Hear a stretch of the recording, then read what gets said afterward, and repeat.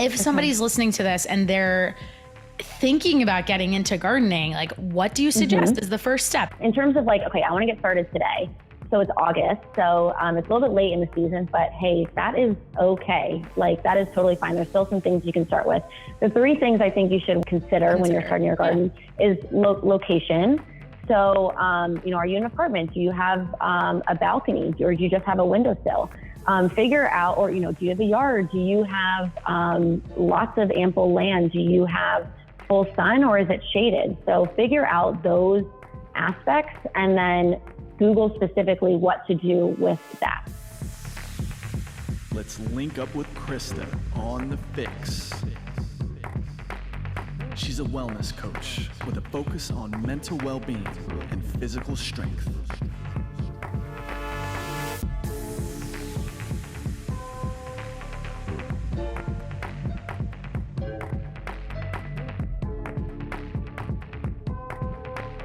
Hello, FYX listeners. Welcome to episode 77 of the FYX podcast. I'm your host, Krysta Huber, and this episode I'm joined by a friend from high school. So going back a couple of years, that is Ellie Callinan. She is originally from Westfield, New Jersey, where we both grew up, and she joined me on the FYX to talk about all things gardening. And I'll say gardening initially, because this conversation went in a lot of different directions. It was our very first time ever recording an episode, and we talked for well over an hour and a half and probably could have kept going. So as you'll hear me mention at the end, just want to reiterate, Ellie, super proud of you for putting yourself out there, truly demonstrating your passion and just really a bigger conversation around being self-aware, figuring out what does the body good, not just from a physical sense, not just from what you're putting into it in terms of your food choices, but the environments that you're in, who you're spending your time with, how you're spending your time.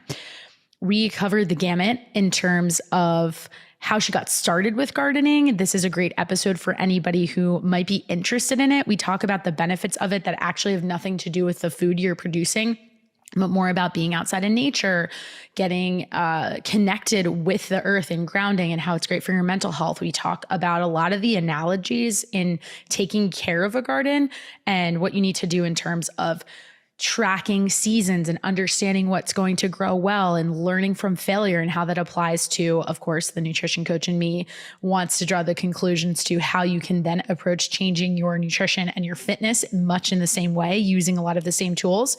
But then she also flipped it back on me and asked a bunch of different questions about how I feel about protein sources. We talked about the benefits and potentially risks of being plant-based, as well as really thinking about food more so instead of just about like the numbers and macros, but recording and paying attention to what gives you energy and what makes you just truly feel well. So I loved this episode. As I always say every single week, I'm just very lucky to have such great guests, but I think there is a ton of value packed into this conversation.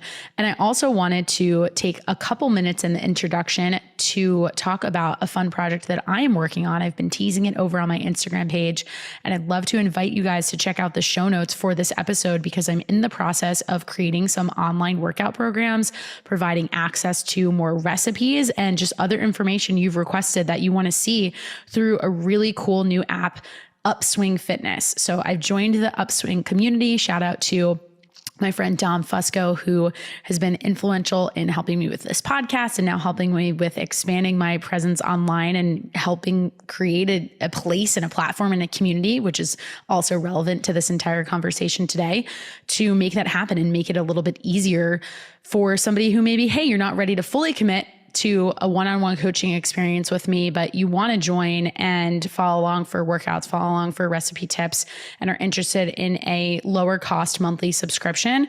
It's coming very soon, but you can already access my Upspace is what we call it. So link down in the show notes, just create your account and then join as a part of my group. And you guys will be the first to know about all of the new and exciting content that's coming there. I spent the past week, if you're listening to this episode the day it drops, last Wednesday, recording over 100 plus different exercises, building out that exercise library to be able to put some fun things together to make it super easy for you to follow along, whether you have access to a gym or or doing it in your backyard, or you just have a set of dumbbells or something like that. So it's going to be flexible. It'll be fun.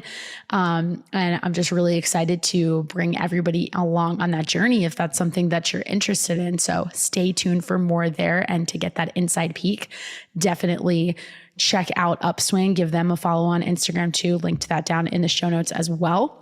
But other than that, I'm going to toss the mic right over to Ellie. Let's dive into this episode. It's a really good one.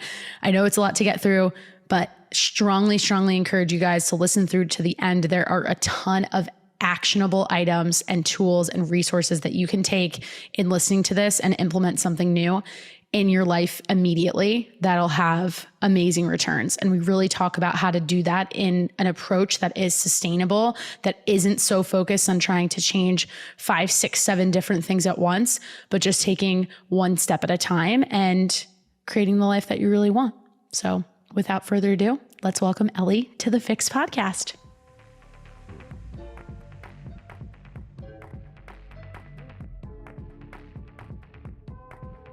Ellie, welcome to the FYX podcast. So excited to have you on the show. And as you know, from being a listener, I like to kick off every conversation, a little icebreaker for the first question.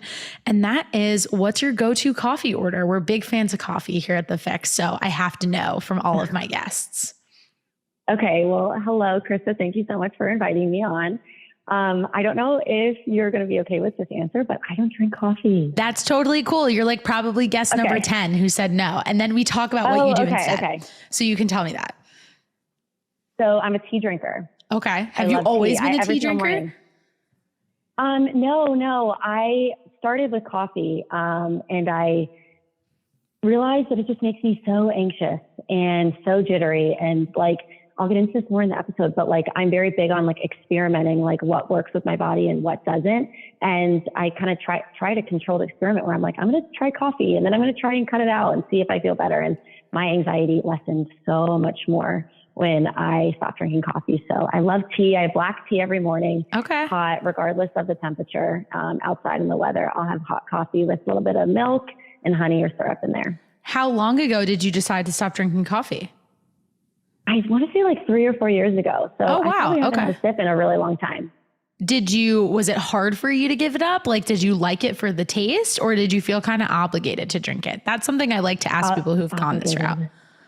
That's a great question. I think it's like a little bit of the social pressure, and that's kind of with alcohol too. Yeah. Sometimes you feel like a little social pressure to drink. Yeah, totally social pressure to drink coffee. Sometimes I didn't have a good night's sleep and I just want a little pick me up. But now it's like, if I'm tired, I'm going to be tired for the rest of the day. And I just know for the next day, go to bed early, prioritize my sleep. Tea just have a little bit of caffeine, but not enough to make me super anxious, right, and enough to give me like a little bit of a pick me up. No, it's a great answer, and it's super relevant to our conversation, and I get it often. And I think actually I would even say, like, if I went back and listened to episodes more recently, I feel like I'm hearing that more and more from people, which I love, because even personally, like, I love coffee and I joke about how much I love it, but I did go through a period too where I was just drinking way too much of it and really had to cut it back because it was just affecting my ability to get good quality sleep and really impacting my adrenals and hormones. So I appreciate that you've noticed that about yourself. And that's really, at the end of the day, everything I do with a client boils so much down to self-awareness and listening to what your body is telling you versus, oh, this person told me I should do this. This person told me I should do that. So I think that's very valid. So kicking it off to talk more about gardening and what you're passionate about and how you've really gotten into this, we want to learn more about you rather than from the perspective of your resume, but who you really are at your core, right? So I always ask my guests as the first question to dive deeper into the topic is, who is Ellie Callinan? But more specifically, why should we care about what you have to say throughout the rest of this conversation? Okay, sounds good. So I am Ellie, hail from New Jersey. I lived in Cleveland for a little bit of time after college, and I actually just moved to Nashville, Tennessee. Awesome. And I kind of fell into gardening, and it happened very, very randomly, but I have really come out of it with a new perspective on life. And I've become super curious about the foods that I'm eating, because I'm literally growing my own food and I'm watching my own food grow. And it just got me really curious, like what other, food types should I be eating? You know, Sure. what else is important to know in terms of like where my food source comes from and all that kind of stuff. So, that is me. And I think that you and I connect really well because, we're very different than who we used to be in high school and in college, and even like in our early 20s too. So I was always, you know, I wasn't sure what my purpose and passion was in life. And I think that gardening has just, again, opened up a new perspective on life for me. I love that. And I actually, you know, before we talk a little bit further about how you got into it and what you like about it, let's start with that, with what you just said. Talking about the perspective shift that you've had in life since this has become something that you truly enjoy, first as maybe just a hobby, but now has really expanded into a passion of yours. So if you could think of maybe some specific examples about how you've noticed that you've changed or your outlook has changed.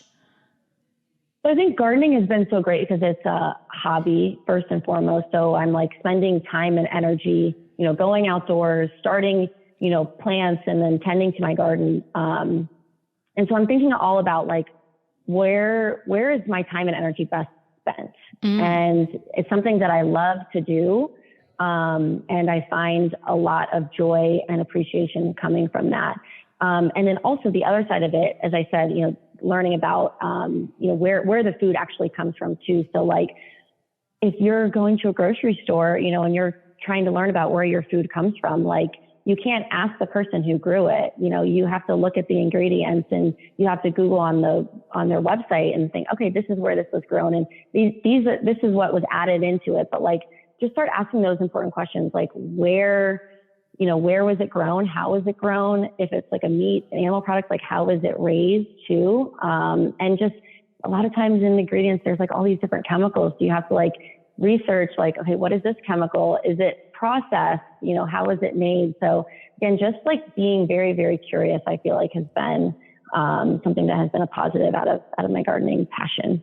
I love that. And, you know, I like what you said initially too, just about like getting outside and being grounded. And I think it's important to note that while this conversation may be focused specifically on gardening, there's so many other aspects of it that are really important to your health, right? Like getting outside, getting vitamin D. It's just like, you're almost like killing two birds with one stone. And I think that there is a lot to be said for the fact that as a hobby, the health benefits go beyond like maybe even physically what you're putting into your body, but that relationship of caring for something, right? And watching it grow is really significant on your mental health too. Yeah, absolutely. I mean, I kind of joke around, like, it's kind of like having a little pet, like a little dog. Like I go away, I go on vacation and stuff, but I have to have someone come in and water it. I love that. And, you know, like when you do start a garden, it's a lot of investment up front in cost and in time and in learning and everything like that. But again, it's a continual process, and there's so many different seasons too. There's a spring season, there's a summer season, there's a fall season. And even being in Tennessee, depending where you are in the world, there's different seasons and the seasons last different lengths as well. So Tennessee has a very, very long and hot summer season, but we also have an early spring season and a late fall season. So since my first time being here, I've had to adjust that. And coming from Cleveland, you know, you have very, very short summers, and New Jersey technically is the garden state. So there's like an abundance of, you know, farms in New Jersey and great quality soil. And I think that's something we should totally highlight too, because definitely have a lot of New Jersey listeners out there, but having lived in North Carolina, I do have a big population of listeners there as well. And I think there's a lot of misconceptions about New Jersey being, you know, from years back with the Jersey Shore TV show and that sort of thing, that people don't necessarily think of our state and think of farms and gardening and that sort of thing. But I was literally just talking to somebody yesterday about how they got really into gardening too and could grow like things I didn't even know that we could grow pretty easily here, like cantaloupe and pumpkins and all these different things. Yeah. Did your family or have you ever tried to garden before? My grandpa, he listens to the show, so shout out to him. He always had a little tomato, just like it was like a very small garden on the side of their house. And it was like, just kind of like, he fenced it in too, just so the deer couldn't get in, but tomatoes were like the big ones. And he's done other things, but I just definitely have like distinct memories as a little kid of him growing them and like showing me how to do it. But I have to be honest, it was never something I really got into. I appreciate it, but I also think, it's kind of like a joke in our house about like plants and things, because my mom has lots of potted plants like all around our yard and is always like, can somebody go water them? And I'm like, I'm in a hurry. I have to go do this. But I will say the last 2 times she's asked me to do it, because it's been pretty hot out, we've been watering them extra recently. And it is very cathartic. Like I go out there, I'm like, okay, I know this is going to take me like 10, 15 minutes. I'll sometimes put a podcast in while I'm doing it, or I'll just kind of stand there and like watch the water or like listen to it. And it is like really calming and very soothing. And you're like, wow, this is really beautiful. It is. I think it brings us really close to nature. It brings us really close to earth as well. That's amazing though. And that's actually, I love that you said that about your grandpa, because that's how my dad was too. On the side of our house, he had these tomato plants. And so I grew up around that as well. But like how I really started with gardening, so funny. I was, kind of dating and talking to this kid in Cleveland, and he owned a garden center. And around the time that I moved to a new location in Cleveland, it's this really cute street right outside of downtown Cleveland. And they had a community garden on the street, like just in where a house would have been. They just had a plot of land and they had these little let's say like 10 by 4 plots. And so you can sign up for one and you're in charge of it. And so when I moved there, my landlord was like, oh, if you want to join this, here's the contact information. And so I was like, I don't really know how to do it. And so when I was talking to this kid, I was like, could you help me out? And he totally helped me and, helped me figure out what plants to start with. And, tomatoes was an easy one, basil and peppers. Those are always what I say, like the easiest ones, along with the herbs as well. We obviously stopped talking, but I really just kept that passion. And that was 2017. So that was a few years ago. And like I would say, I'm by no means an expert gardener. I would consider myself a novice, just because there's people that have been gardening for years and years throughout their whole entire life. And with each season, you keep learning and you keep trying new things. And that's what's so amazing about it, is you fail. You're going to fail when you start to garden. And you may feel very overwhelmed, but just keep going. And, each new season that comes, try something new. So did you, when you had with the community garden situation, what I think is so interesting about this, and I mentioned it to you when we first spoke over the phone, you were living in an apartment, right? Like it was or was it a house? It was a house. Yeah. Okay. So I think what's really interesting is like, I feel like it definitely depends on like what part of the country you live in too. Cause like, it's not necessarily a priority other places. Right. But I also think that, it's like funny how like the way, just like, I think life like has interesting plans for you and like things happen for a reason. And it's kind of like, you moved, you met this guy. If you hadn't met him, do you ever ask yourself, like, would I have ever gotten into gardening? Like, do you think that you would have said yes to the landlord when they mentioned that to you? Or do you think that kind of like piqued your interest? No, that's a great question. And so I guess something good comes out of every failed relationship or quasi relationship. I don't know. And, I started posting on my normal Instagram, and I would just do little garden updates, and I got so much like positive encouragement, and people were like, we love seeing these. And so that's when I was like, all right, this is interesting to me. This is kind of different. And that's really where I felt like my purpose and my passion in life came from. I know it sounds kind of crazy, but I'm so interested in it. And it's become such a part of my life and who I am as a person. And again, just has extended to different parts of my life too.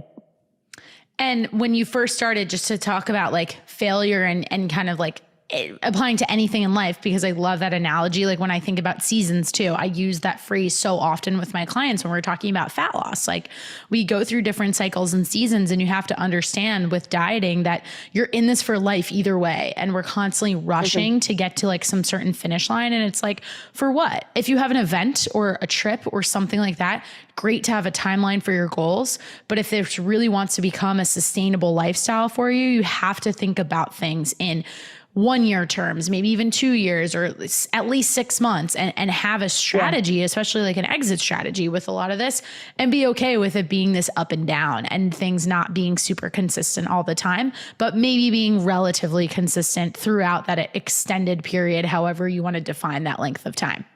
So love that. And you kind of going back to when you first started, and now you can accept that you knew you were going to fail, that you knew like there are different circumstances you couldn't anticipate, right? And just kind of like learning and getting familiar with it.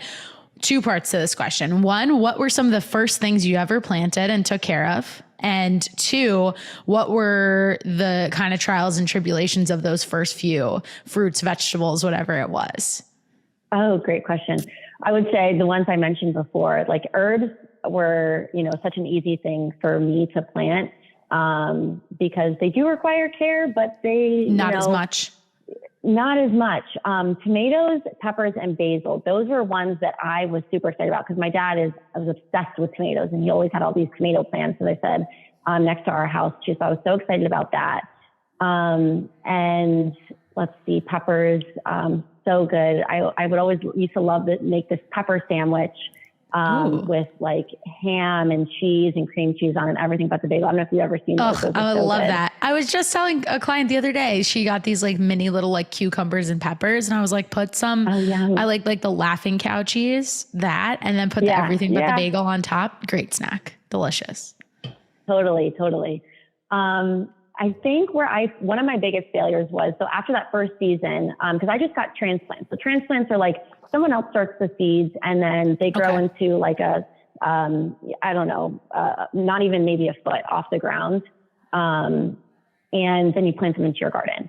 So I did that. So I went to like Home Depot and a local garden center and, had that guy actually give me some of the transplants. My second season, I tried starting from seeds. So that's, back in March in Cleveland. That's when because again, it's such a short growing season in Cleveland. So I started with seeds and, you have to provide adequate sunlight. You have to water them, but not too much. Like it's very, very hard to start from seeds. And so that was a big failure because I don't think I got any good ones. And so I had to resort back to transplants. So that was a big failure of mine. But again, you just learn and, with each season and each year, you try something new. And where were you getting the insight and information about the understanding the different seasons? Like, I guess whether you want to talk about Cleveland or even the research you've done since moving to Nashville to know what type of environment you're in to help what you're growing thrive.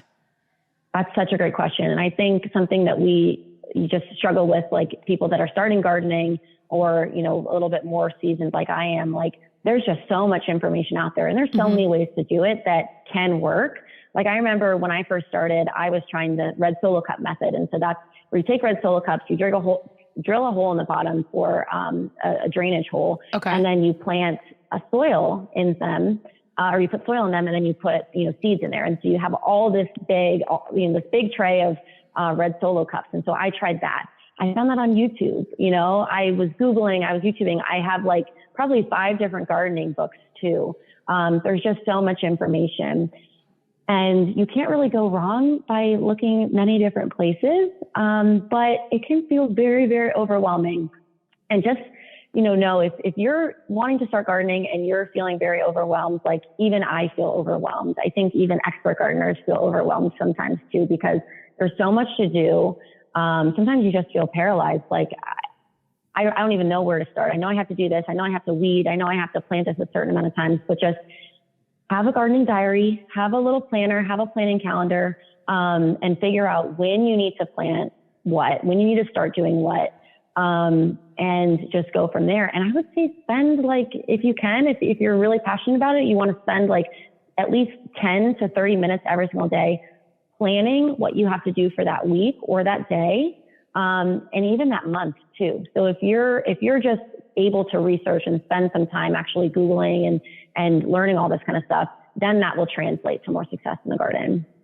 My nutrition coach or just coach hat in general can't help but come out and hear you talking about keeping like notes and a diary and that sort of thing, because that's the perfect analogy to wanting to change your body, right? Like my favorite thing to say, we can't manage what we don't measure, right? So when it comes to food tracking, I'm a really big proponent of it for that reason. And there's lots of people out there who try to bash it and say it makes you obsessive and this, that, and the other thing. Can it lead to that? 100%. But it's all about your relationship to it. And I think the reason why I am such a big proponent of it is because we have no realistic starting point if we don't write things down, right? If we don't self-audit, it would be like, you can't, like, you can be making tons of money, but if you're spending all of it, then you'll never have any money, right? And if you're not paying attention to what you're spending, then how are you going to possibly figure out what adjustments you could make to be more financially sound. Same thing works with food. And, you know, like if it's something that you truly care about, I think you'll make the time for it versus seeing it as a possible chore. Absolutely. I love that you said that. I actually track my food too. Track my food. I track my workouts. I have a little separate diary. I have many diaries. I have a separate diary just for that. And it's so important to, I know it's kind of off the topic of gardening right now, but just tracking, you know, what you're eating and how it makes you feel. Tracking your workouts and the activity you did today. I track my mood. I track my water intake. I track my sleep. And then I track what am I thankful for and what are my goals for that day too. So that's just, I think gardening has really just helped me like have a whole new perspective on life. Well, to that point, were you tracking those things before? Like what kind of came first for you? Like once you started gardening and it shifted what your priorities were, is that when you decided, oh, I'd like to start tracking what I'm eating and how my body responds to food? Like kind of walk me through that that personal transformation, not just the physical, but more so like the mental. For sure. So, like I've always been, I know you're a big protein girl as well. I've always been a big protein girl and I feel my best. And I'm, you know, I'm athletic. I work out a lot. So it's important to me to refuel my body. And it was so interesting. I started tracking this year and this has been my best gardening season so far because I, you know, as I said, I had a community garden back in Cleveland. It's my first time actually having plots in my yard. So I have 2 big plots in my yard. And so I'm in complete control of what I'm gardening. Okay. And it's just so easy. I walk out the door and I, you know, I'm able to tend to my garden. So I'm just able to do a lot more in my garden. So I was eating a lot more vegetables this season and I was prioritizing vegetables a lot just because I had so many of them. And I really don't eat too many vegetables in my off season, which is, I know it's kind of controversial because everyone loves vegetables, but to me, it's like, sometimes, you know, if it calls for it in my recipe, sometimes I'll have it, but I really stick to protein, and some carbs as well, but protein is my biggest thing. I noticed a huge change in how I was feeling and how I was training when I wasn't prioritizing my protein, when I was prioritizing my vegetables. And so I've noticed that and I've kind of readjusted and I've focused more so on, eating good quality meat now. Did, focusing on growing a garden ever have you think about being more plant-based? Such a good question because I think you would think that I am plant-based. And whenever I talk about my garden, so many people in Nashville, they come to me, they're like, oh, so you're a vegetarian. I'm like, oh, no. Yeah. I love my meat. No, I'm open to try it. I'm always open to experiment. I just fear that I really wouldn't like it. I really love meat. I can't imagine. And I'm always careful talking about this because like I have clients that do it for cultural reasons. But I just think it makes your life really hard to not like, it's number one, it's really hard to get protein when you're eliminating animal proteins. But 2, from more of the science standpoint, I don't know if you ever listened to Dr. Gabrielle Lyon, but I think she's great. And I think that you should definitely check her out. Her research around protein and what she does is just really impressive. But from like a bioavailability standpoint and how your body breaks down protein, like we weren't designed to be just plant eaters. Like that's not evolutionarily like how human beings have survived. Right. So when you think about that and you think about protein quality isn't just like what's in the protein and where it's coming from, but it is very much the type and how your body breaks it down. There's nuances from person to person, but I just can't get behind this idea of like somebody sitting there and saying that they could have like the same, you know, there's a lot more that goes into this. So I'm trying to be careful about how I want to word this, but when you're looking at somebody's physique potentially, right? And like their like how muscular they are, how toned they are, whatever kind of word you want to use, or how well they function in the gym and how well they perform and how well they feel. Like if you are meant to have animal meat and all of your proteins coming from say like pea protein, or then a lot of this processed like protein supplement bullshit, it's like, okay, come on. Like I wouldn't even encourage a client who does eat animal meat. Like if they're having more than a protein shake a day, like I'm kind of like, wait a second, is this super necessary? Yeah. Fascinating.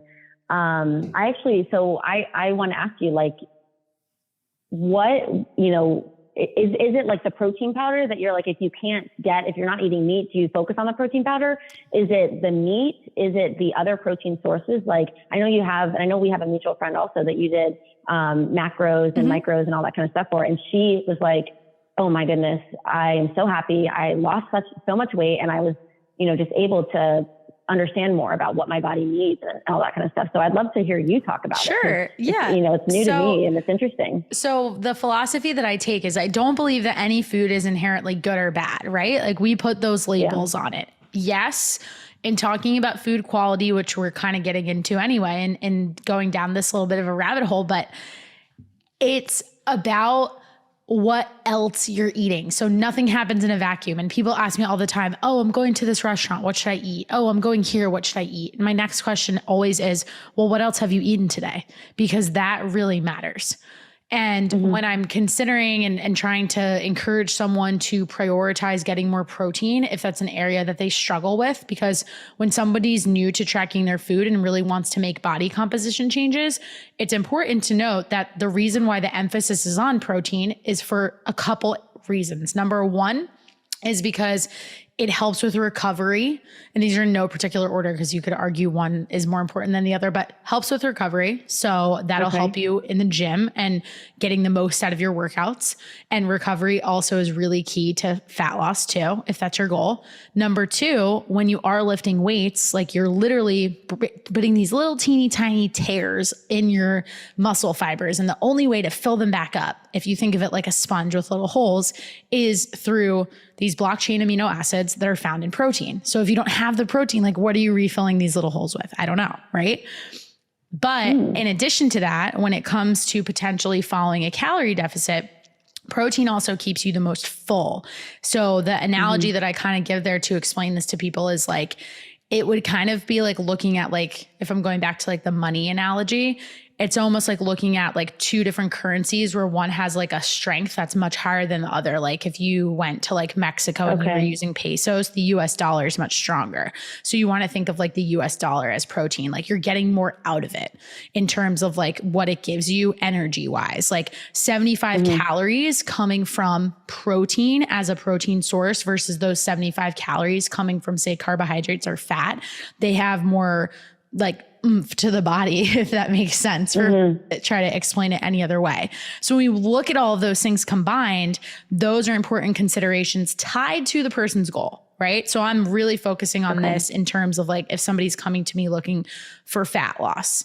But if you are, let's say, you're really like, maybe you need 100 grams of protein and you're currently only consuming 50, for me to get you from 50 to 100, a good coach is not going to get you there overnight, because they're going to recognize that you don't really know what 100 grams of protein looks like. And that doubling of your protein is intimidating. Like, imagine if you woke up tomorrow and someone was like, you need to consume twice as much protein as you did yesterday, and you have to do it. And if you don't do it, then you're not going to reach your goals. That's crazy. And I don't even know how much 100 grams is, Exactly. Like, I've never had the weight, that kind of stuff. And that's a learning process. Right. And that's a lot of information to take in. Just like you were saying, it can be overwhelming to learn how to manage your garden and tend to your garden, to then ask the person, okay, understand what 100 grams of protein is. Understand even like what foods have protein in them. That's part of the learning process. Then also track it. Then also get your workouts in. Then also make sure you sleep well. Then also this, then also this, and also this. And it's like, wow, I need to change so many different things at once. So instead to get, I'm going down this like long-winded response to your question, but I love it. The thing we really want to think about is like, is it a quote unquote good thing if somebody's having protein supplements?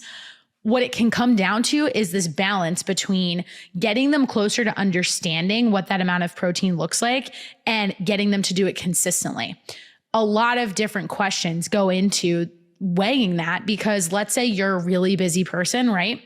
And you, I don't know, like maybe you have a long commute for work, or like I have certain clients, like myself, I included, like I have the type of job where it's not easy for me to sit down and eat sometimes, because I'm maybe with clients back to back. And so I need something quickly. So in that case, I would tell a person, reach for the protein bar, because that just might be the absolute best option given the circumstances that you're in. Okay. But if I want them to take it to the next level, once they've shown me they can be consistent, because consistency is really king to all of this in terms of that physical transformation and being able to do this for the rest of your life, understanding that you do have different options and you don't need to be perfect all the time. I still want to use opportunities to say to them, hey, you're constantly reaching for a protein bar. I see you having a protein shake every single day. Let's back out of this a little bit. Okay, you're having 7 protein shakes a week. Next week, can we drop it to 5? And then the week after that, could we potentially drop it to 3? And if we're going to drop them, what are we putting in their place? Yeah. Is it, you need something quick? Why don't you get turkey and just do like little turkey roll-ups? Or lots of protein you don't even have to cook because it's already prepared. Get canned tuna if that's something that you like. Like, there's a lot of misconceptions around people looking for like fast snack options. I would say that might be one of the number one questions I get on a regular basis from newer clients in particular. They're like, well, what can I get that's like fast protein? Or like, what can I get that's like grab and go? Anything is grab and go if you prepare it. Anything, even That's from your so garden, true. right? Like, when you take things out of your garden, you're washing your vegetables or whatever you're growing. And then the best way to make it easy is once you get it in the house, like chop it up immediately and then put it back in the fridge in glass containers or something like that. And all of a sudden, you in your head thinking that it was going to take you 15 minutes to prepare some sort of salad, it takes you 2 seconds. Yes. But I have to say, your clients are so lucky to be able to work with you. The way that you explained that was just really, really great. And I can imagine, even though I'm not a food expert by any means, like if I didn't know anything about where my protein comes from, you know, all that kind of stuff, I would love to have you guiding me. So that I think your clients are very, very lucky in that way. Super interesting. Well, let me ask you, and just you alluded to earlier talking about even with your animal meat and knowing where your protein is coming from, a lot of that was influenced by you initially gardening. So what kind of changes have you made over the last 4 or 5 years? Oh, I feel like I've made a lot of changes. I really don't go to the grocery store that much, to be completely honest. I go once a month, and there's a few things that I'll get like, things that can't be grown locally here, or I can't source from certain vendors. So like bananas, for example. I've been loving dates. Dates have been like a staple in my diet. Rice, dark chocolate, like things like that. I'll get at the grocery store kind of once a month. But I love to go to farmers markets. I'm a huge farmers market junkie. I actually went this morning. And I love it because I can look the farmer in the eye and see who is actually growing, the produce. I can see who is raising the cattle, the cows, the chickens I get. And I can ask them, hey, how did you, raise this cow? And I'm getting my dairy. And is it a grass-fed cow? Is it a grass-finished cow if I'm going to be eating it? Did you, raise this pesticides or grow this pesticides? Did you grow this produce with any pesticides or herbicides? Or is it 100% organic? Like, you can ask those questions. And then you also can get what's local to your area too, which I think is super important. You're talking about, back in the day when, we were hunter-gatherers, and, the females were the gatherers and the men were the hunters. And, when you were able to find an animal and kill it and eat it, that was like the prized possession. That was like the top thing that you could get.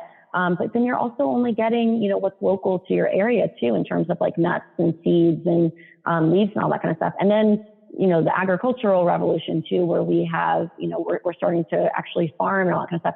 Certain soil qualities only, were conducive to growing certain plants. So everyone's body, especially in America here, everyone's ancestry is different. Your ancestors may have come from an area where the soil quality was this, so you had this, and maybe in Italy or maybe in Ireland or wherever, so that's all very important in terms of what you're eating. And I'm just a huge proponent in just testing and trying out different things and eating them and seeing, okay, I feel good about eating this. I like doing this. I'm going to continue doing that. Or like, I didn't really love that. What did you notice in particular about switching to truly grass-fed or grass-finished, like just keeping on the protein topic in particular, in terms of how your body responded versus, getting your meat from the grocery store and not even necessarily knowing if it's definitely organic? Yeah, great question. I feel a lot more energized. I sleep a lot better. And I don't know if it's 100% because of like where my food source is coming from. I think it's just a different approach to life. Sure. As kind of as we talked about, like, here's a great example. So I love raw milk, for example. I'm like a huge raw milk person. The difference between raw milk is that it's unpasteurized. So it has both the good bacteria and the bad bacteria. And like your listeners, like if you guys want to go down a rabbit hole, like Google like why pasteurized milk is like the only legal milk and why unpasteurized milk is illegal. Because it is illegal in a lot of different states. In Tennessee, I'm part of a herd share. So I technically own part of a cow, which is awesome. And so I get my milk delivered to me every single week, and I get like about a gallon of milk. And I have just been experimenting with making different dairy products, and it's been really cool. So like butter has always been a staple in my life. I never knew how to make butter before. It's one of the most toxic foods too. I don't know if you knew that. Interesting. Yeah. Butter and coffee, top two, just because of like the way a lot of what you're describing and like how it's made. And it's not like, not that like the FDA and like their rules about a lot of different things, like coffee is another one too. Like if there were like I've heard this from a lot of different health coaches, and like even to answer your question earlier about like, okay, like looking at food quality and assessing, like, is it really bad to reach for the protein shake versus having meat or something like that? If I can get somebody to make those baby steps and making like some adjustments and thinking about that, the first two things I tell them, organic coffee, organic butter, I'm very particular about those two things in general. Like if you were just going to make two swaps, like if you finish this episode, stopped it right now, and those were the two things I was going to tell somebody to change, it does actually go a long way. So do you make your own butter now? Yeah, I do. I make my own butter. Is it hard? No, my goodness, it's so easy. I literally take my raw milk, and then I separate the milk from the cream. So, I have the cream, and then I put that in like a blender, like a smoothie blender, and I just pulse it for 5 minutes, and eventually you start to get whipped cream, and that's when you know you're halfway there. And then I save some of the whipped cream, for like some bakery products later on, and then you pulse it a little bit more for another 5 or so minutes, and then you start to get separation between your butter and your buttermilk. Save the buttermilk for other things too, but then you have your butter, you squeeze it out, get all the buttermilk out, and then, you can add salt. I like to add some cinnamon, some honey as well. And yeah, I've been doing that for probably 2 months now. It's been awesome. And I'm experimenting with other things too. I love yogurt. I have yogurt every single morning, that I've been making, from my raw milk. And I wanted to ask you this. So when you are telling your clients and your listeners and stuff to prioritize protein, are you telling them whey, or are you telling them a different type of protein powder? So I always go with it depends, because some people just really whey protein doesn't agree with their body. And I personally, I have no problem with whey protein if that's going to be my supplement of choice. I don't actually use a lot of protein powder, and I don't love protein bars in particular, because I just really like chewing my food. So having a smoothie or a shake or something just doesn't really even mentally satisfy me. And then I feel hungry, even though I could easily get a very balanced macro meal with a combo of a solid amount of protein, carbs, and fat off of a protein shake. It's just not my go-to. It's more of me if I'm in a pinch. So I'll give an example of a product that I have a lot of people use, as it's something that helps them get their protein, but it's definitely not the best in terms of quality. These Fairlife protein shakes.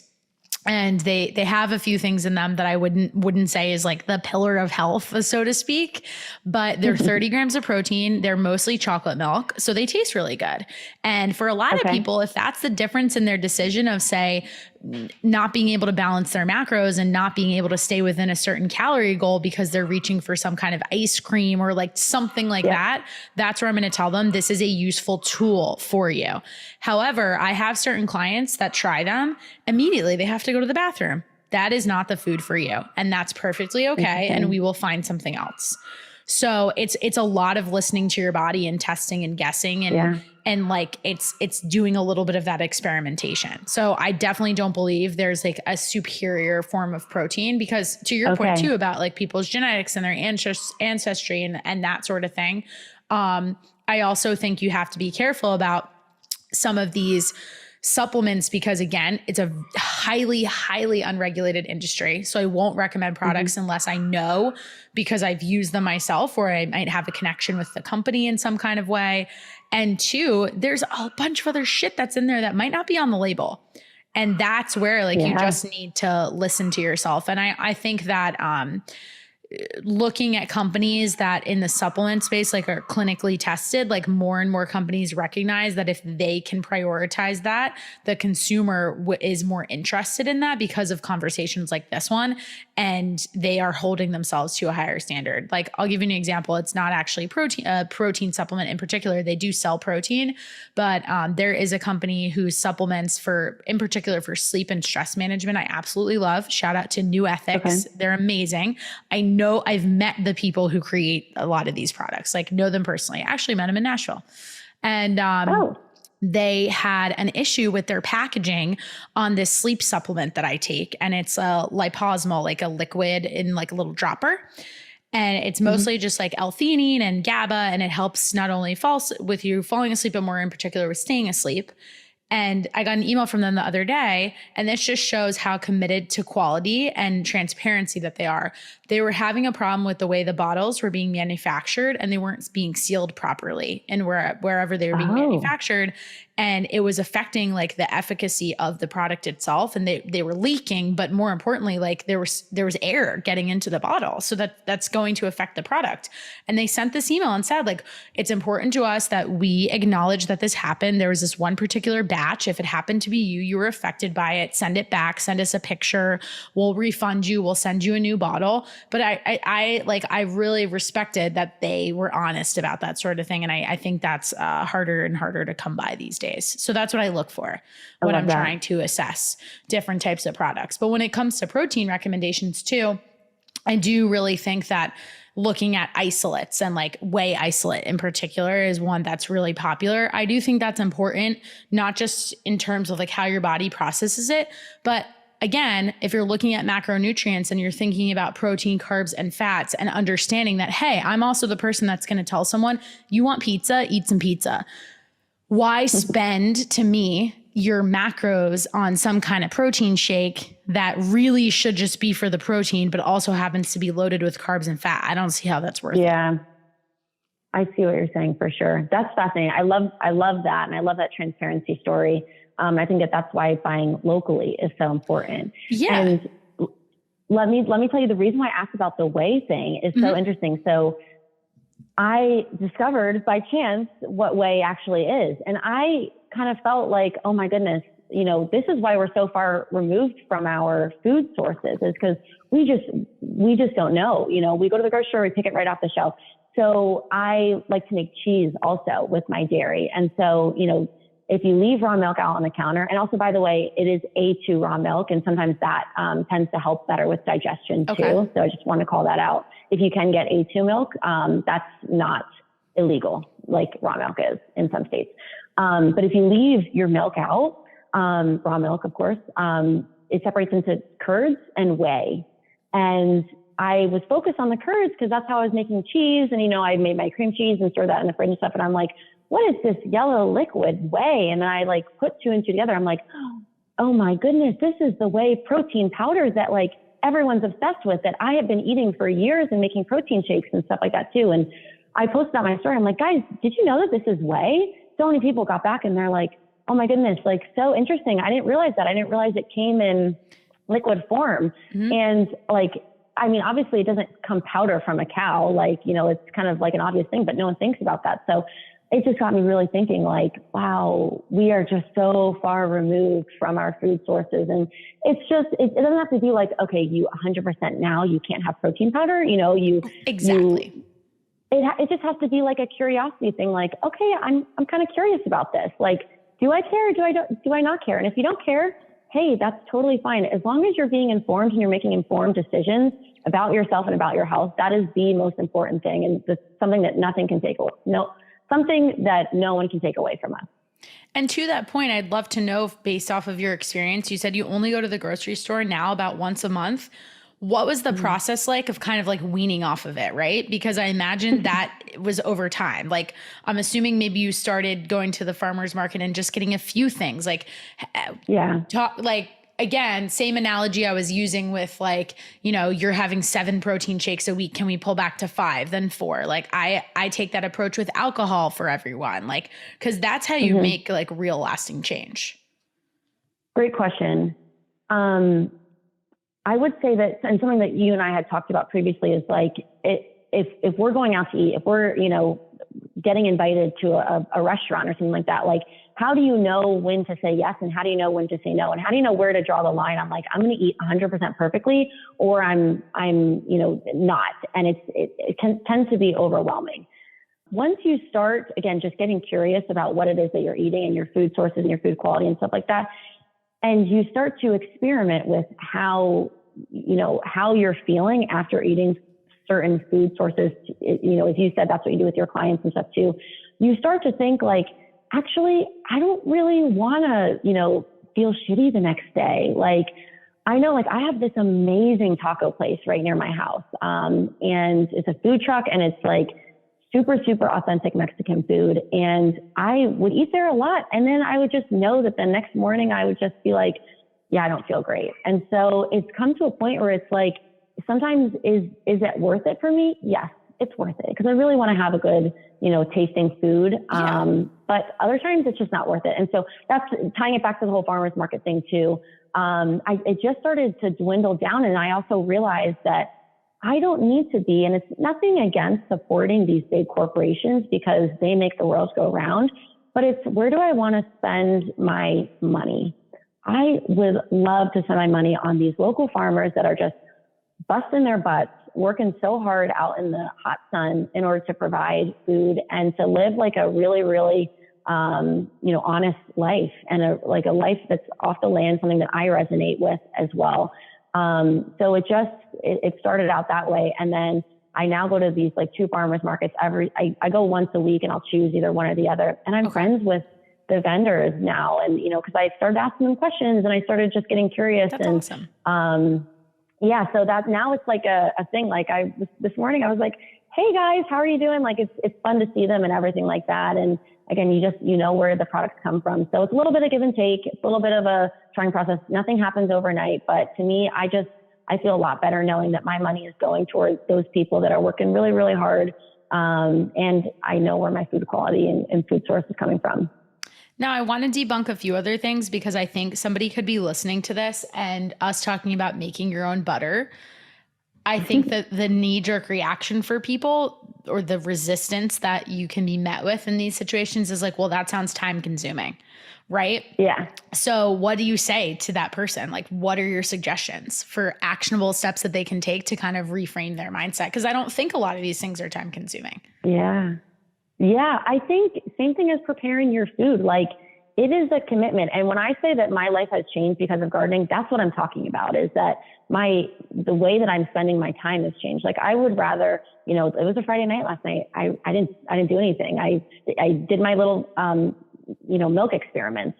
And that, to me, that's fun. And, I have plans tonight, and I'm so excited to hang out with my friends tonight, but it's just figuring out where you want to spend your time. Also, I'm sure a lot of your podcast guests, like, they talk about waking up early. Like, sometimes it's worth that extra effort. If you're trying to make a commitment, and if you have a really busy life, sometimes, you do have to wake up at 5 o'clock in the morning just to, have 3 hours in the morning, uninterrupted, where you can do those things. So like for me, like, when you had earlier talked about preparing your vegetables right away, so it's something that you don't have to worry about later. Like, I'm huge into fermenting, and that's a goal that I took on this year that I'm really, really excited about. So I made my first round of sauerkraut with my cabbage that I grew in my garden, and it has just been so amazing because I love it. I think it's tasty, it's delicious, it's really, really good for you, and it's good for your gut. It's and you great hear all for those your things. gut. Yeah. So, but it is a time commitment. But once you start doing it, and once you literally are seeing the fruits of your laurels, or whatever that saying is, come to fruition, you're like, wow, I feel very grounded. I feel very purposeful. And when I talk about like the purpose in my life, like that's what I'm talking about. I like to live that way, and it's not for everyone by any means. I've always been a little bit different. I've never liked that big city life. I've always been more of a slower kind of person, but it resonates really, really well with me. And for those of you that maybe you're curious about that, try it, or maybe it's something completely different and totally different. Like, and just get curious with yourself and just try different things, and something will resonate, and you'll feel it inside of you, and you'll be like, yeah, I'm going to keep on this path. I'm going to keep going. That made me remember another question I wanted to ask you about going to farmers markets and making those sorts of decisions. If somebody's listening to this and they are thinking in their head, like, oh, I live in a big city. Like, I live in New York. Like, I don't know where I could even possibly get started with making some of these changes or finding farmers markets and that sort of stuff. I don't know if you ever get questions or comments like this on your Instagram page, but what suggestions do you have about that? I would say find like-minded people somehow. Like, you know, because you and I were talking about before we had joined, like when I first moved to Nashville, I didn't really know too many people. So I had to find communities to be a part of. I'm a big community person. I think if you can surround yourself with like-minded people, you can learn from them and you can lift yourself up as well. So I would say, you know, use the internet to your advantage, use social media to your advantage, find people that are interested. I am sure there are community gardens in New York, and I'm sure it's harder to find, but I'm also sure that, you know, there's people that probably get deliveries from farmland in New York or in New Jersey, and they have certain drop-off points. Like, just do research and maybe look on like Facebook groups or Instagram groups or GroupMe's or, you know, whatever sort of, you know, social media page that you are interested in and you're a part of mostly. Connect with those people and ask certain questions. You know, just get curious and put yourself out there. And then you find like-minded people, and then, you know, you learn from them. And, you know, I'm the people that have that also get raw milk, where I'm in like a group text with them, and we're doing like a bartering thing. So it's really cool. So like, you know, I make certain products, like I told you, I'm making fermenting my cabbage and stuff like that. I also tried my hand at like oregano oil too, which is a really cool antiviral, antibacterial you know, serum there. And I have stuff in my garden as well. And then there's people in my group that make their own sourdough bread, that go hunting for venison, and they make I jerky. bet that bread is so good. Yeah, it's incredible. And then there's like a sewing expert. Like, there's all these different people that I just become connected with simply because we have a common interest in that we like to drink raw milk, and we find that important. So community is everything. And find a community, be a part of a community that resonates with you. And then I think that can take you places, and, you know, you can learn more from them.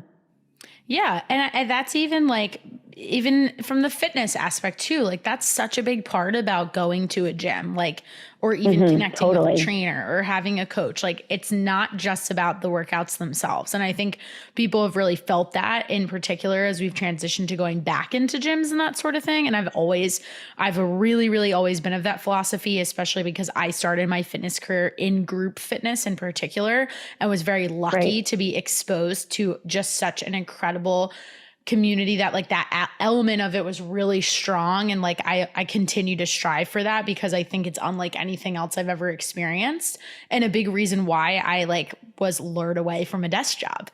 But I also think it's really cool to hear about it in totally different aspects of your life. Like, did you honestly think, like, to us going back of talking about how we've changed a lot, or how you're different from who you were 10, 15 years ago or whatever, did you think like you would ever be saying what you just said, that like, oh yeah, I love raw milk, so I have this community of people, and now I'm learning how to do this and that and the other thing? No. And I think that is such a great point. And I'm sure there's a lot of listeners that you have that are also like, help, you know, I'm different than who I used to be. I'm still figuring myself out, you know, and I've personally just gone through a bunch of different life changes, you know, the main one being relocating too, and just taking stock of my life, what has been serving me, what hasn't been, where do I feel most aligned, what resonates most with me. And, you know, I'm like so happy to have connected with you again, Krysta. And like, you know, I'm sure there's, again, just more people that, you know, fit alongside our kind of way of thinking too. And so, you know, if that, you know, resonates with you, feel free to reach out to me too, because I'd love to meet you. Yeah, I love that. And I'd love to know, you've mentioned like you have a bunch of different journals and diaries and things like that. So what are the methods that you personally use for really assessing if something's in alignment with you? Are you somebody who writes? Like, do you meditate? Because I think people hear that and they can be like, oh, that sounds really nice in theory, but I just don't know how to do that. Is it conversations with friends? Like, there's so many different tools you could potentially use. So I'd love to know what you feel works well for you. Can I talk about religion on the podcast? Yeah. Oh, you could talk about whatever you want. Okay, awesome. So yes, I mean, it's conversations with God and it's praying. I grew up, you know, Roman Catholic and grew up going to church and everything like that. Didn't go to any, you know, private schools or anything like that. So religion was part of my life, but it wasn't something that was at the center.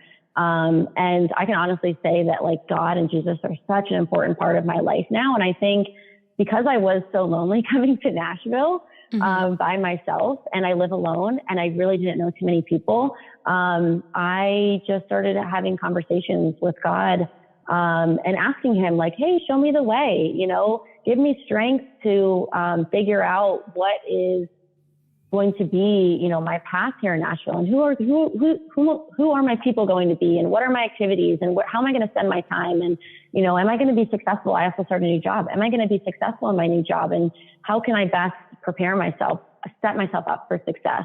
So it's that. It's starting my day off with a very, very positive prayer as well. I'm reading this awesome book about grounding, and it's called Earthing. And so it's all about like walking barefoot and, you know, connecting it back to the garden, being outside, with my bare feet on the ground, with the sun shining in my face. It does wonders for my mental health, and it makes me feel so extremely positive. And then, you know, it's, asking God in the morning, how can I best serve you today? How can I best be my best self? And what can I do in order to, you know, honor you and to be someone that people want to be around, that people can see, you know, you through me. It's having that honest conversation in the morning, and then going through the day, saying prayers every once in a while. You know, even when I was nervous and I was first starting stuttering in the podcast, like said a little quick prayer, did my little quick mantra, and then got back into it. So that helped. And then reflecting at night too. And I have my daily journal, that I talked about with the different prompts, my food, my sleep, my exercise, etc. I have my just open-ended journal where I just kind of write my thoughts out and reflect a little bit about the day. And one of the questions that I like from my other journal is the mood question. So a lot of times I'll take even more lines and just think, how is my mood? Because my mood is impacted so much by the food I eat, by the exercise, by what I'm doing during the day, by the sleep I get, all that kind of stuff. I think my mood is a great question. And then I also have like a religious journal, and it has a passage, a Bible passage, and it also has just a small little snippet, a little story. And I reflect on that, and I tie that back into my day. So journaling has done absolute wonders for me. And I think that all those things combined together has just made me such a better person to be around. And in terms of deciding if something is in alignment with me or not, does it make me more energized? Does it make me feel good about myself? Am I making others feel good too? Like that's something else. Like, am I jealous of someone for a stupid reason? You know, if I am, then maybe like, you know, maybe that sort of environment isn't for me. Maybe, you know, what kind of work do I need to do internally in order to not be jealous of that person? How can I love myself best? And I know I'm sharing a lot here, but I went through a breakup recently too. And so that's been a lot. So I have 3 major life changes, in the past 6 months. And so really, really finding myself, loving myself, spending time on things I love to do has just been amazing for me. That was a therapy session. So I appreciate that you was listening amazing. To that. No, that was really good. And I appreciate you feeling comfortable enough to share all of that and talk through all of that, because I think a lot, like I said, like I think a lot of people could hear this and be like, well, I want to do that. I want to try to get in touch with myself a little more in whatever kind of way. And there's different methods for different people. But again, like, I feel like I keep going back to this theme, and I feel like I just constantly do, is like, it still has to be consistent. So it has to be something that's really going to work for you, because it's not about like doing that for a month and then all of a sudden feel like everything's changed. Like I think about this often because, like I've gone through a lot of major life changes in the last 2 years and just thinking about like, okay, in the last like 6 months, just kind of like checking myself to see if I'm feeling different, like between my job, my personal relationships, professional relationships, friendships.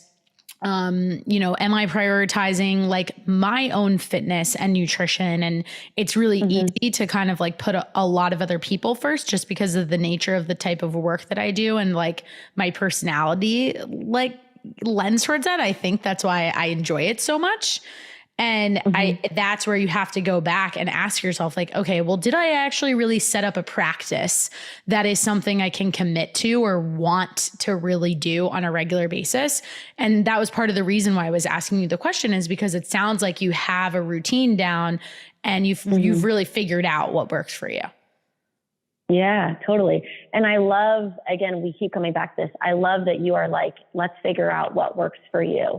And in your podcast and in your Instagram and working with clients, like, seems like you are offering just so much positive potential, in ways that people can explore different things about themselves, eat in certain ways, do certain types of fitness too. And so I love your message, and Thanks. I'm and I love yours. Like so happy. Thank you. I'm so happy to have had, continuing the conversation with you.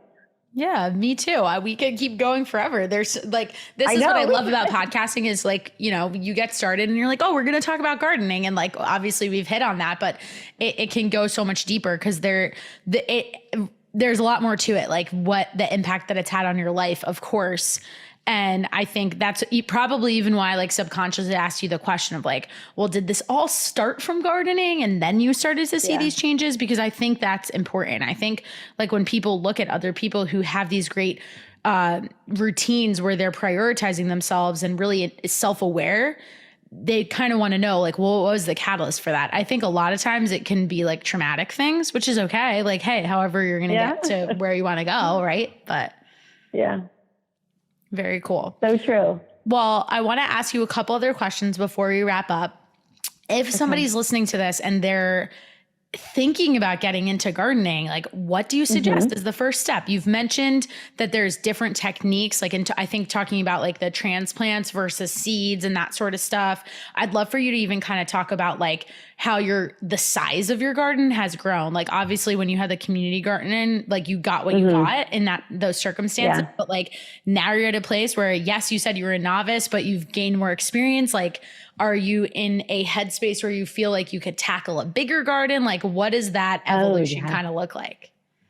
So my dream is to live on a farm. I would love to live on a farm eventually. But I think that's a few years later down the line. And I also have a dream, I want to start my own business and I really want to help people learn to garden. So I'm kind of figuring out what that is looking like for those that are very, very new to gardening. And again, as they said, most people are like, I'm so overwhelmed. I just don't know where to start. I totally get that. So I guess to be determined on that, and hopefully, I'll post more about that on my Instagram and maybe, have another conversation with you. I can share more about that. But in terms of like, okay, I want to get started today.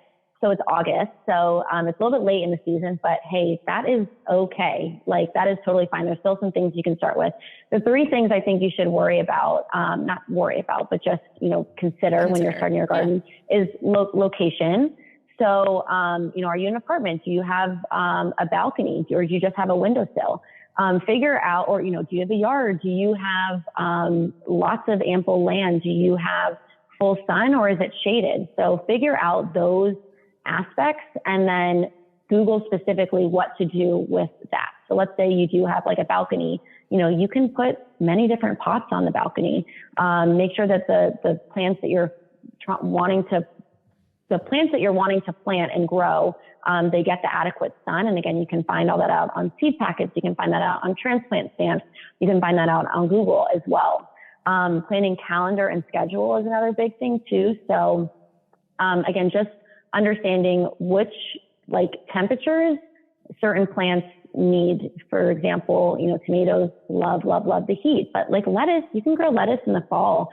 You can grow carrots in the winter. Like, you can grow different things during different seasons. So just figure out what it is that you want to grow. And that's another thing that I wish I brought up earlier. You're like, what have you learned about gardening? Is I want to grow what I want to eat. Like I'm not selling, I'm giving away some stuff to my neighbors and friends and whatever, but like in my family. But I think it's really important to grow and in order to be passionate, to grow what you want to eat. So like, for example, I'm not a salad person. I don't really like lettuce. The only time I really use lettuce is like, I'll have like lettuce wraps with like ground beef in there. Yeah. And that's pretty good. But like, I grew a ton of lettuce this year and I'm like, I hate salads. I'm sorry. Like, and I'm so glad you brought that up because I think people think they're like, oh, I should be healthy. I'm going to eat a salad. I'm like, can we stop saying that? Like, who says? I definitely was talking to a client about this last week. I'm like, who says your salad has to even have lettuce in it? Like, I think she was saying that she wanted to try new vegetables. And I was like, well, why can't that be like, what about like a watermelon cucumber salad? Like it's summer. Watermelons are great right now. Like, why does it have to be lettuce? So I'm really glad that you Greek said salad. That. Yeah. I love Greek salads. I'm not a lettuce person. Yeah. So don't grow what you don't want to eat, And then let's say, so like jalapenos are an awesome thing. I'm not a huge pepper person anymore. But like jalapenos, I grew jalapenos for one specific recipe and I was so excited to do it. And I did it last week and I did it last Sunday. It was jalapeno poppers with my cream cheese and then, local bacon. And I wrapped them up, stick them in the oven and they were delicious. And I had that for 2 days straight. Like I had all of my jalapenos and they're delicious. I have some more growing, of course, but like go into it with knowing I like this food, I want to grow that, and eventually when you're an expert, you can grow different things and you can maybe sell them or you can barter, as we said. So I kind of got off Kindle there, but location for your garden, the planning calendar, and then watering requirements too. So just understanding, what sort of watering schedule. Tomatoes need a ton of water. Other vegetables don't really need that much water, maybe onions, for example. And then the last thing I would talk about is like making sure that you have good soil quality. So I always invest in like organic soil, meaning that it comes from like really, really good compost and, you have some manure in there as well. So go to, Home Depot, talk to someone, go to Lowe's, or even better, go to a local garden center and just become friends with the owner, and just say, hey, this is what I want to do. I want to start a garden. Do you have any tips for me? Like, what kind of soil can I use? Do you have any local soil here? My advice would just be continue to get curious and talk to people that know what they're doing. And every single community actually has a master gardener, which is really cool. So maybe find that person. Yeah. Join a community, and stay tuned because I do want to kind of put like some information together on like how you can start your garden if you're feeling very overwhelmed and maybe you don't want to take the initiative to Google yourself, which is totally understandable. Yeah. Well, we'll definitely, link all your contact info down in the show notes too, so that people can follow along. I know you also mentioned, I saw on your Instagram that you're thinking about doing some sort of like 5-day challenge, but it sounded like it wasn't just about like food in particular. It might just be about lifestyle. So if you want to share a little more about that. Oh, absolutely. Yeah. So, we talked about how much I love community and how important we both think that community is. And so what I love about my Instagram is like, Krysta, you are an influencer for sure. You got all these followers and you have this amazing reach to a bunch of different people. I'm the opposite. I don't really, I think I have like just about 300 followers right now, but what I like about my followers is that they're super active with me. I'm able to like answer their DMs and, go and back and forth in communication with them. And like, I send them things, they send me back things. So, I was feeling like, I was away 2 weekends ago or 2 weeks ago, and I'm still feeling the effects of eating negatively from that. Like personally for me, I get really bad acne when I eat poorly. And so I'm still feeling that effect from that. So I'm like, all right, I got to whip myself into shape. And I want to do like a little 5-day challenge. Cool. And I thought, I'm just going to post it on my Instagram. And I was talking to one of my CrossFit friends who also was like, I feel like I need to get whipped back in shape. I'm like, I'm going to post this and see if anyone else would want to do it. And I had a ton of people that were like, That's yes, great. I need that sort of inspiration. So, it's not based on like, you have to do this goal or you have to eat the specific way. Each person, each client of yours, like each individual person has their own different nutritional journey and their own different journey in life as well.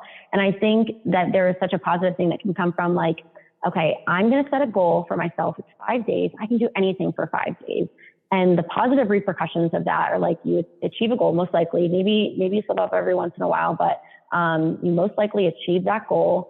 You think, wow, I'm a badass. I can do that. Like, I'm really proud of myself. Let's try and tackle something else too. So I think it just has a positive effect in being able to know that there are other people that are also doing this 5-day challenge. Yeah, that's awesome. I love that. Like and like you said, it's like, it doesn't even matter how many people follow you, because the biggest thing is like how engaged they are, right? So you can have a bigger impact on people based on, is it the right person for the content that you're putting out? And I think there's definitely a transition going on with social media in that regard, which is great. I think it's really positive. And I do think too, like, that's the big part of coaching as well. Like, for as much as I love working with my clients on a one-on-one basis, I have them all together in a group. And while I would love for them to talk there more, they often, like, some of the information I share with them is because one of them told me, and then I was like, oh, well, there's 2 other people that would benefit from this. And that's really cool. Like, I get recipes that way, just like product recommendations that way. And even not people who aren't clients, like, who just follow me on Instagram, they'll just send me things and be like, oh, I really like this thing. Like, I feel like I've developed like friendships over that just from DMs and stuff. And it's really cool. Yeah, that's awesome. I think social media can be a little bit of a negative sometimes, because, you know, you can often compare yourself to other people, or like, I know for me, like, I have to have do not disturb on a lot of times, and I have to turn my phone off at night. Otherwise I will be scrolling for hours endlessly. But the positive aspects of it are you get to connect with such like-minded people, and you get to share information so easily. And like, hey, that's how we reconnected too. I mean, exactly. We'll do a shout out to our parents, because our parents are good friends. And need to give your dad the shout out that give the credit where credit is due. Yes, of course we have to. He will love that. But yeah, no, it's been great. And so I love your Instagram also. Thanks. I love the positivity on the Instagram, and I love the practical tips too. And I think that that's so important, you know, for people that are following you. Well, thank you. And you've added a lot to that, and I really strive for that. So I appreciate that you noticed that, because that's where I want people to be able to kind of walk away. And like, even in listening to this, like, they could probably sit here and come up with 10 plus things of like steps that they can take right now, today, in the next month, in the next 6 weeks, whatever, and really feel like they can use this, versus it just, well, it's great to just like talk about ideas and have conversation. I think that is not enough for somebody to really create that catalyst for change. And change is hard. Yeah. Like, that's that at the end of the day, like, one of the things that I think people don't recognize is like the hardest part about coaching too, is our brains are not wired for change. They're actually wired for familiarity. And so you're always like, your brain is literally always looking for things like that have commonalities, that are familiar. Like, from a psychological level, it goes back to it's a survival thing. So when you're then demanding of someone to make all these adjustments in their life, like, it's not fun by any means. Like, I think this is fun. Like, I could talk about this all day long, but that's why we can't correct or adjust, or whatever word you want to use, so many different things at once. I heard a stat. I think I actually shared this on my last podcast episode, because it makes perfect sense to me. I've seen it in practice every single day with myself, with my clients, with other people I talk to at the gym. It's like, the minute, if you go from like one habit that you're trying to form to 3 habits, and trying to form 3 new habits at the same exact time, your ability to meet those 3 habits on a consistent basis drops from like 80% to 30% compliance, like that. Oh my gosh. That's a huge drop. So why not just focus on one thing and really just guarantee that you can get that one thing done? And that's really my idea of like taking these baby steps always comes back into play. People can get impatient and they're like, well, I'm really only going to focus on protein for the next 7 days. And I'm like, it's only 7 days. But then what happens when you do that for those 7 days, and then the next week, we don't really have to think about it anymore. Then we can move on to the next thing. Like, show me that you can do that. Love because that. By you demonstrating that you can do this one thing, then we're going to know that you can do 5 other things. I love that. I love that so much. And just because I may have some people like from my Nashville friends that are, you know, aren't familiar with you, you know, obviously our high school friends are familiar with you as well and what you're doing, but like, what kind of services do you offer, just in case they're curious about you? Oh, you're the best. This is like such a nice plug. I'll do a little shameless plug for the show and for myself. Yes. So I am first and foremost a nutrition coach. I work with people in a one-on-one capacity. I like to set the expectation that I typically want to work with somebody who's willing to commit to me for 6 months. So we'll do one-on-one coaching in that time period. It consists of weekly check-ins, and then I have other resources like this group that I was mentioning for accountability and that sort of thing. But I also am actually in the process of expanding to offer some online fitness programs. I'm working with a friend of my brother's that he had gone to college with and connected me to, and is also a fellow podcaster.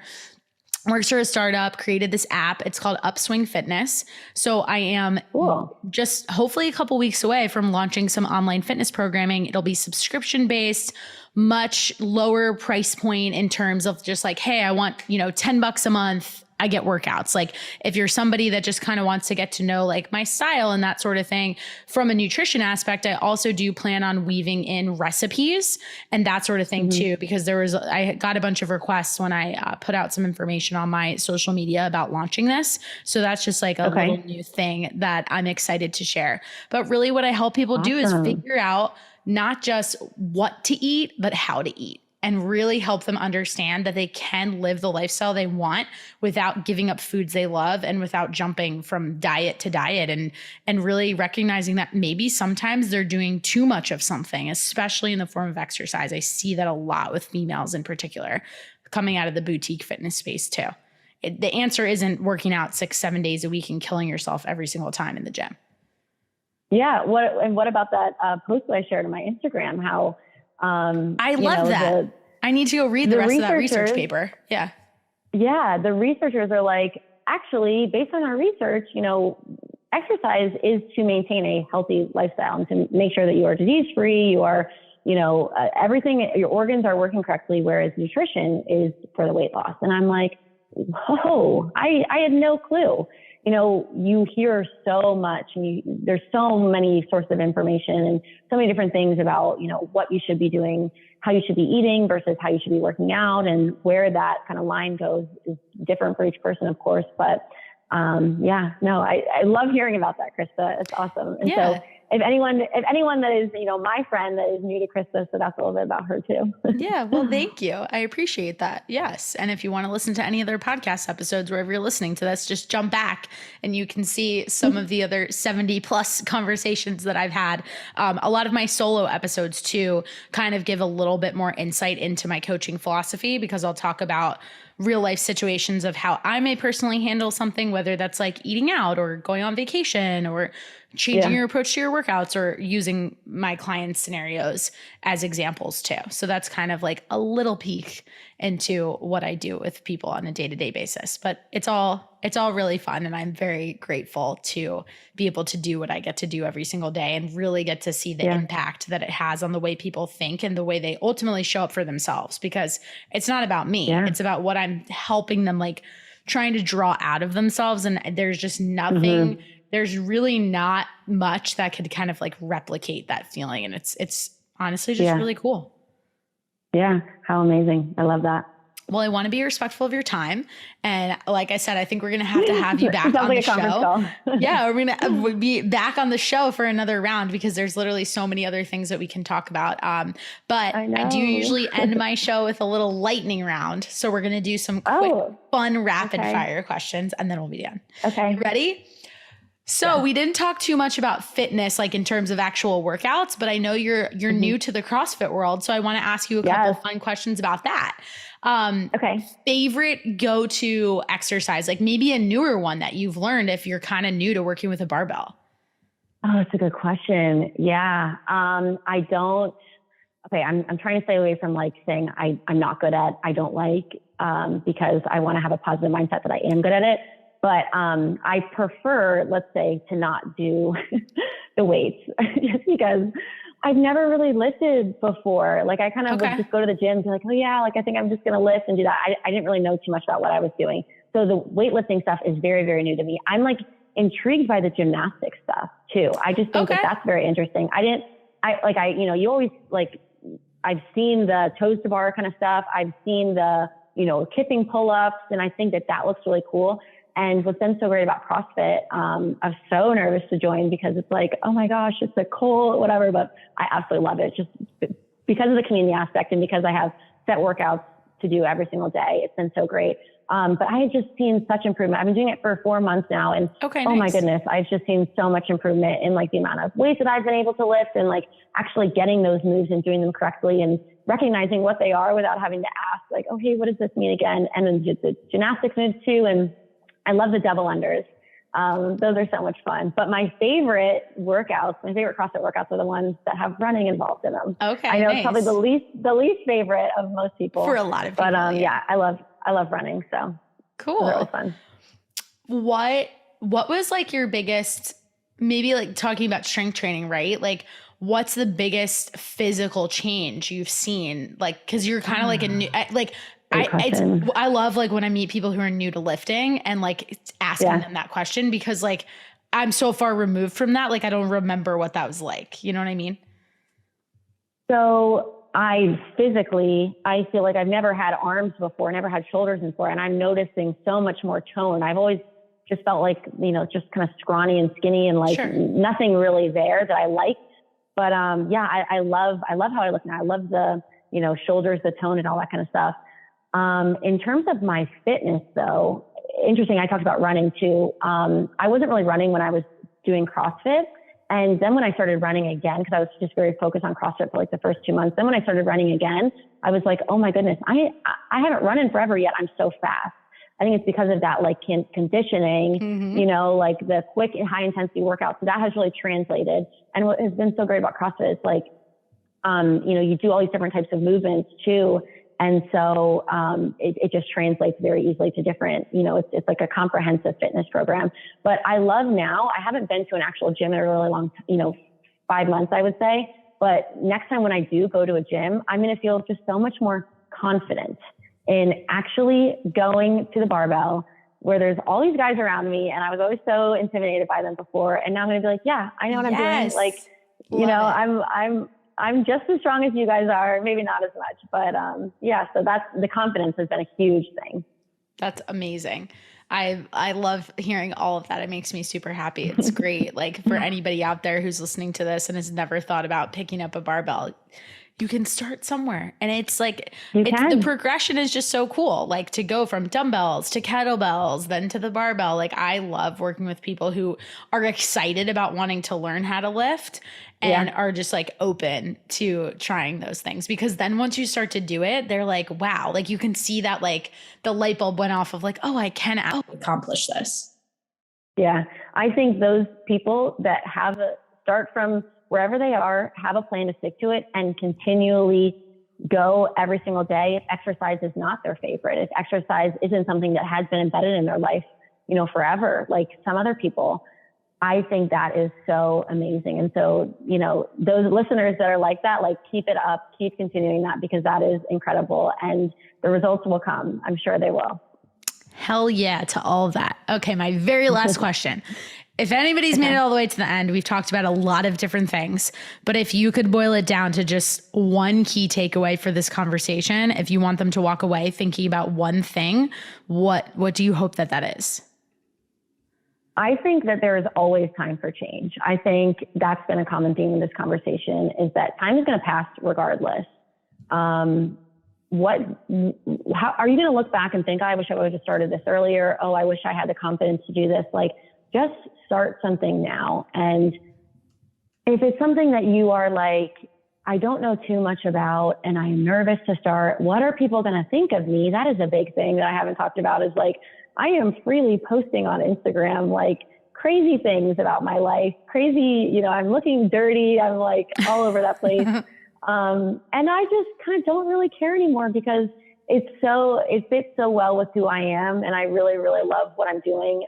Just on Instagram, I'm loving having these conversations with you and other conversations with other people too. And I hope you can hear how passionate I am about it is do not worry about what other people think, because if you feel good about yourself and if you feel like you are doing what you're meant to do on this world, which is different for every single person. But once you find that and once you start getting on that path, it feels amazing. And you're not going to look back. You're not going to care about what people might be commenting and what people might be saying about you, because you're like, this is it. This is me. This is who I am. And, I'm here, and let's rock. Let's live this life.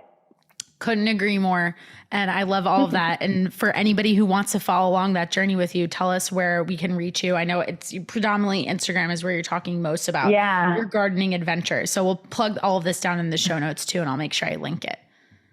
Okay, cool. Yes, I'm on Instagram, Garden Angel Ellie, no spaces. I'm like a little bit on TikTok, but I'm not even going to, tag that because I don't post that much on TikTok, and I'm a little bit on Twitter. I don't either. I feel obligated, but I'm like, it's another platform, Yeah. And we're of that age. We're still millennials. So I feel like that's a Gen Z thing, TikTok a little bit. I don't really understand it too well. I like it for learning. I love, going on my For You page and learning a lot of stuff. But so that is me. Follow me on Instagram. Feel free to shoot me a DM if you like this episode, or if you're, have another question too. I love connecting with people. And so I'm really happy to just have this opportunity. Krysta, thank you so much for inviting me. It's been a pleasure speaking with you, and, can't wait to see where this leads. Thank you. You're incredible. For somebody who's never been on a podcast before, to be able to just jump in with me and talk for this long, you should be super proud of yourself. So I want to acknowledge you for that, because it's definitely nerve wracking. And again, that is literally a testament to your point of not worrying what other people think, just starting somewhere. You're practicing that on a daily basis. And I think that's really, really amazing. So shout out to Ellie for that. And I appreciate you taking the time and just sharing all of your insight and everything. And that's my favorite part about podcasting, is I learn new things constantly. And it's coming from one subject matter that I never would have expected could influence some other area of my life. And I think that's just, it's a unique environment to be in for that exact reason. So be proud of yourself for that. Oh, thank you. You're so sweet. You're welcome. Well, to everybody who tuned in today to listen, please go ahead and give Ellie a follow. I think you guys will be really, really impressed with what she's doing, and just being able to kind of get some insight into how she's growing her garden. Again, if you want to get started yourself, and it sounds like we're going to kind of turn the pressure up on you there to start thinking about some things that you can do to help people who want to get started, because I think it's something that I would love to do myself too. And it's not really anything I'd ever thought too hard about before, even though I do love and appreciate food. So I may be one of your clients eventually, which is great. Yes. And if you guys enjoyed the conversation, the best thing you can do is share it, whether you text it to a friend, post it on your own Instagram story, send either one of us, both of us, a message so that we know. I love getting feedback about podcast episodes. So send me a DM. You can find me at the Krysta Huber or at the FYX.officialpod. This has been another incredible conversation, and I hope from wherever you're listening from, you have a fantastic rest of your day. Thanks, Ellie. Thank you so much. Bye, everyone.